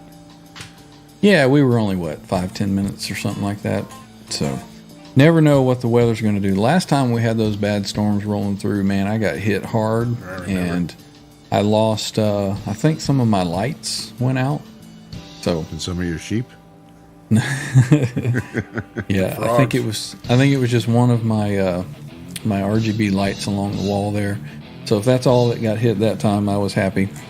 But yeah, got to be safe when that stuff is coming through. So 5 or 10 minute delay wasn't bad. So, well, I want to thank everybody again. Like I said, Bent Tom, Ed, Jay Turner, Hit Metal Works, Dakota, Rob Blackmore, Quentin, Zach Thong, everybody here at the end. And of course, our our channel members. Want to thank all you for joining up and supporting the channel. With the new And, additions of Rob Blackmore and Boner Jams. We'll have those up by the next show, which is going to be Sunday. We'll do another chat and jam on Sunday. 7/8J, he'll be up soon too, I'm sure. Yeah. We have a join button down below the video there. We have channel membership available. If you'd like to show support for our channel, we certainly appreciate it. All of the proceeds go back into the channel and help to keep this keeping on. Oh yeah. More purple. It's gotta support more purple. Gotta have That's more right. purple for sure. So again, thank everybody for coming out. We will see you next time, and until then, Rock on, everybody. See ya.